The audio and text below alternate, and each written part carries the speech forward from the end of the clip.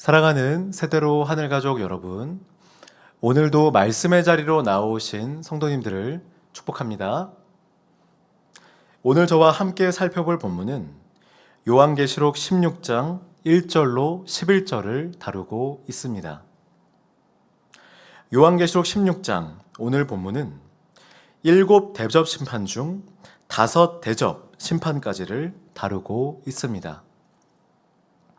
7 대접을 쏟아붓는 그 이는 성전에서 나온 7 천사들이며 성전에서 나는 큰 음성이 그들에게 명령합니다. 7 대접에는 하나님의 진노가 담겨 있습니다. 이 모든 대접들이 쏟아지는 곳은 다름 아닌 땅입니다.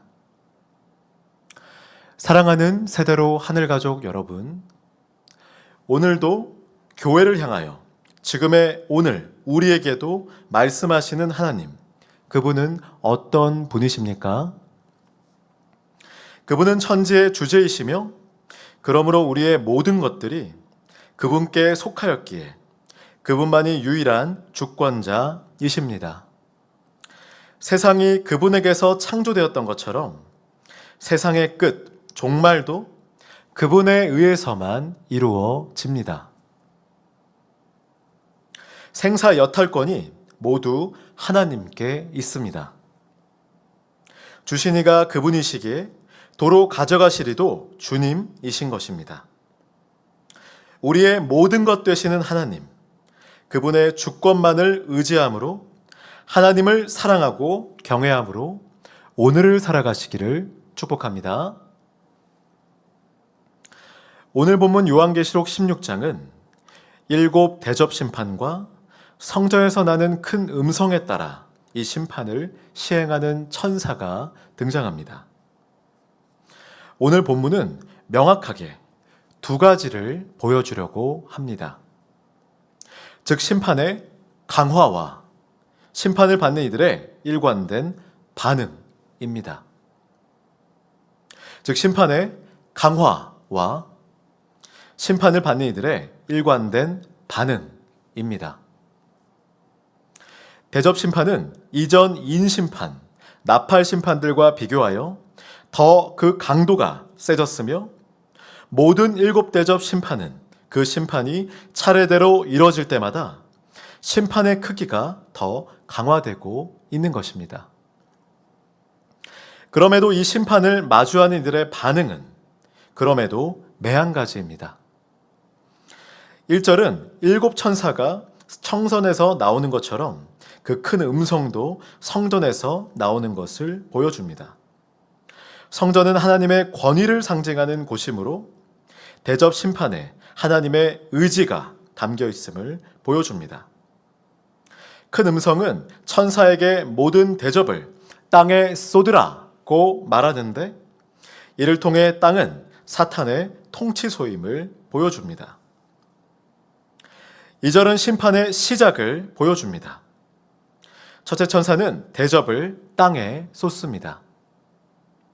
대접에는 하나님의 진노가 담겨 있습니다. 대접을 땅에 쏟자 짐승의 표를 받은 사람들과 그 우상에게 경배하는 자들에게 악하고 독한 종기가 나게 됩니다. 3절은 둘째 천사가 대접을 바다에 쏟습니다. 그러자 곧 죽은 자의 피처럼 바다가 변하고 그곳에 사는 모든 생물은 죽게 됩니다. 4절로 7절은 셋째 천사가 대접을 강과 샘물에 쏟습니다. 그러자 이곳 또한 피로 변하게 됩니다.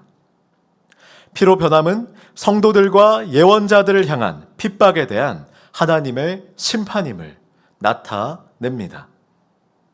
이는 요한은 물을 주관하는 천사의 말을 듣습니다. 그 천사는 이 심판이 시행된 것에 대하여 지금도 계시고 전에도 계시던 거룩하신 하나님을 찬양하고 있습니다. 8절로 9절은 넷째 천사가 대접을 해에 쏟습니다. 그러자 해는 불로 사람을 태웁니다. 그러나 사람들은 되려 이 심판을 주관하시는 하나님의 강력한 주권을 인정하지 않으며 하나님의 이름을 모독하고 회개하지 않고 하나님께 영광을 돌리지 않습니다. 10절로 11절은 다섯째 천사가 대접을 짐승의 왕좌에 쏟습니다. 이 왕좌에 드디어 진노의 대접이 부어졌다는 말은 하나님의 강력한 주권과 의지로 말미암아 직접 강력하게 사탄을 심판하시는 것을 의미합니다. 그러나 자기들의 혀를 깨물 뿐 이번에도 하나님의 주권을 인정하지 않고 하늘의 하나님의 이름을 모독하고 회개하지 않습니다. 굉장히 간결합니다. 성전에서 나오는 큰 음성과 이 음성에 순종하는 성전에서 나온 7 천사의 대접 심판이 이루어집니다. 그 심판은 명확하게 강화되고 있지만 사람들의 반응은 여전히 매한가지입니다. 그들은 하나님의 주권을 인정하지 않고 사탄을 따라 스스로 왕노릇하는 이들이므로 하나님을 경외하지 않고 여전히 모독합니다. 그렇다면 이러한 대접 심판의 강화와 일관된 반응 장면을 통해서 현대를 살아가는 우리는 무엇을 의미 있는 묵상의 지점으로 생각해 볼 수 있을까요? 다름 아닌 본문 속에서 분명히 대접 심판이 강화되고 있으며 그 심판을 받는 이들의 반응은 여전히 하나님의 주권을 인정하지 않으며 회개 없이 하나님을 모독하는 것을 볼 때 우리 시대에도 이와 같은 형식을 갖춘 현상이 지금도 여전히 일어나고 있는 것은 아닌지 이에 대하여 생각해 볼 수 있습니다. 많은 사람들이 우리 시대를 포스트 모더니즘 시대라고 말합니다. 이는 극단적 상대주의 사고, 즉 절대적인 것은 없기에 옳고 그름도 없고 각자 개인의 의견 모두가 용납될 수 있다는 것입니다. 하지만 점점 더 시간이 갈수록 여기에 한술 더 떠 우리 시대는 포스트 크리스텐덤, 즉 기독교 세계 이후의 시대가 된 것은 아닐까요? 포스트 모더니즘 사회에서는 그럼에도 기독교가 하나의 삶의 양식으로 존중받았었습니다. 하지만 지금 우리의 시대는 기독교를 향하여 점점 더 손가락질하며 점점 더 돌을 던지고 하나님께서 하나님을 찬양하고 경배하라고 창조하신 혀를 통해 점점 더 하나님을 모독하며 직장이나 학교와 같은 일상의 영역 속에서 이제는 아예 추방시켜버리고 있지 않은지요? 이러한 결과로 계속해서 지금의 우리 시대가 병든 시대, 점점 더 살기 힘들고 어려운 시대가 되고 있는 것은 아닌지요?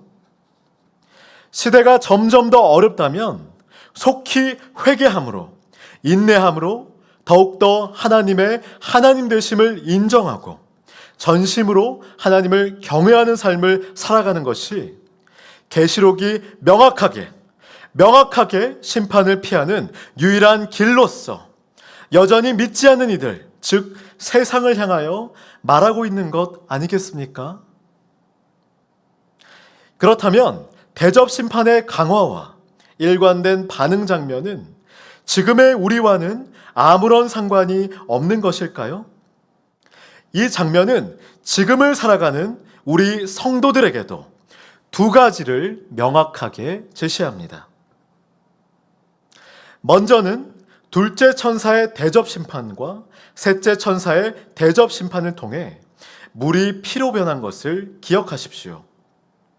이 피는 다름 아닌 고난받는 성도들의 피를 상징하는 것이었습니다. 그 피를 똑같이 심판 도구로 사용하심으로 말미암아 성도들의 눈물을 닦아 주신 것입니다. 계시록은 전체 말씀을 통해서 어린 양에게 최후 승리가 보장되어 있음을 명확하게 말합니다. 이는 포스트 크리스텐덤, 점점 더 그리스도인을 향한 핍박의 강도는 점점 더 세지는 이 시대 속에서 우리와 같은 성도들에게 큰 위로가 되며 지금 고난받는 성도에게는 더욱더 강력한 위로가 됩니다. 다음으로는 우리 성도에게도 여전히 믿지 않는 이들과 똑같이 하나님의 주권을 인정하지 않으며 스스로 왕노릇하며 우상숭배함으로 반역하는 반응들이 우리에게 여전히 있는 것은 아닌지 십자가를 의지하며 겸손함으로 돌아보아 철저히 회개해야 할 것입니다.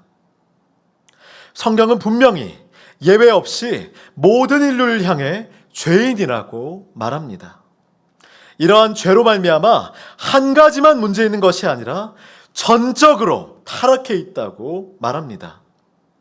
우리의 생각, 우리의 감정, 우리의 의지뿐만이 아니라 여기에서 비롯되어 움직이는 우리의 몸, 모든 신체 기관까지 모든 것에 있어서 철저하게 타락되어 있는 것입니다.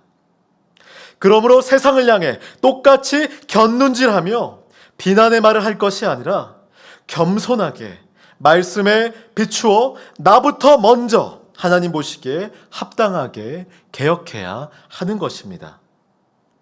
나아가 나조차도 살리신 그리스도의 십자가 사랑을 기억하며 여전히 믿지 않는 이들을 긍휼히 여김으로 사랑으로 그들의 회개를 위하여 기도해야 합니다. 우리를 향한 하나님의 말씀, 성경의 명령 안에서 우리의 유일한 주권자이신 하나님만 경외하심으로 겸손함으로 하나님 보시기에 합당하게 오늘을 살아가시기를 축복합니다.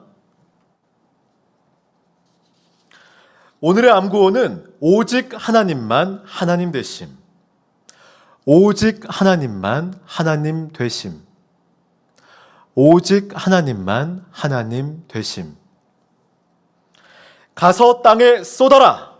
먼저 우리를 사랑하신 하나님의 그 큰 사랑이 없었다면 나조차도 우리조차도 맹렬한 진노의 심판에서 자유로울 수 없었음을 기억하며 겸손함으로 함께 기도하겠습니다.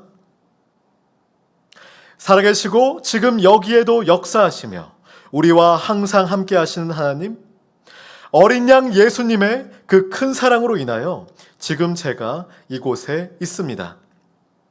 그 큰 사랑이 제게 강력한 위로가 됩니다. 그 큰 사랑이 성도의 눈물을 닦아 주십니다. 그 큰 사랑이 성도를 승리케 하십니다. 하나님, 그 사랑에 참으로 감사합니다. 하나님, 오늘 대접 심판의 강화와 일관된 반응 장면을 통해서 이러한 7 대접 심판이 악한 이들에 대한 심판으로부터 악한 세력의 왕좌에 대한 직접적인 심판으로까지 점점 강화되어 점점 더 커지고 있음에도 불구하고 여전히 하나님의 하나님 되심을 주권을 인정하지 않고 하나님을 모독하며 회개하지도 않고 영광 돌리지도 않는 것을 보았습니다. 그들은 괴로움을 못 이겨서 자기들의 혀를 깨물 뿐이었습니다. 이 혀는 하나님의 주권을 인정함으로 하나님을 경외하고 찬양드리는 혀여야 할진데 하나님을 모독할 뿐이었습니다. 하나님, 지금의 우리 시대가 이러한 시대입니다. 사람들은 기독교를 향하여 점점 더 손가락질하며 점점 더 돌을 던지고 하나님께서 하나님을 찬양하고 경배하라고 창조하신 혀를 통해 점점 더 하나님을 모독하며 일상의 영역 속에서 기독교를 추방시켜버리고 있습니다. 하나님, 이들을 불쌍히 여겨 주시옵소서. 또한 나 같은 죄인을 나조차도 살리신 먼저 우리를 사랑하신 그 십자가 사랑을 의지하며 나를 먼저 돌아보게 하여 주시옵고 철저하게 돌아보아 혹여나 우리조차도 하나님의 주권을 인정하지 않고 내 힘과 능력을 의지하며 매일매일을 스스로 왕노릇하며 살고 있는 것은 아닌지 철저하게 회개케 하여 주시옵소서. 이처럼 겸손한 마음으로 그들의 믿지 않는 이들의 회개를 위하여 그리스도 예수의 사랑 안에서 기도하게 하여 주시옵소서. 주인 되는 자가 아니라 주권에 맡기는 자로, 교만한 자가 아니라 겸손한 자로 더욱 새롭게 그리스도 예수의 마음으로 순종하는 성도, 작은 예수로 살게 하여 주시옵소서. 여름 성경학교가 은혜 안에서 감사함으로 마무리되었습니다. 이번 성경학교를 통해서 무엇보다 세대로 하늘가족, 멘토멘티가 하나가 되고 참된 예배자로 양육되는 귀한 교제장이 되게 하신 앞으로도 이루실 하나님을 신뢰합니다. 오직 하나님만 홀로 영광 받으시옵소서. 예수님의 이름으로 기도드립니다. 아멘. 하늘에 계신 우리 아버지여, 이름이 거룩히 여김을 받으시오며 나라가 임하시오며 뜻이 하늘에서 이루어진 것 같이 땅에서도 이루어지이다. 오늘 우리에게 일용할 양식을 주시옵고 우리가 우리에게 죄 지은 자를 사하여 준 것 같이 우리 죄를 사하여 주시옵고 우리를 시험에 들게 하지 마시옵고 다만 악에서 구하시옵소서. 나라와 권세와 영광이 아버지께 영원히 있사옵나이다. 아멘.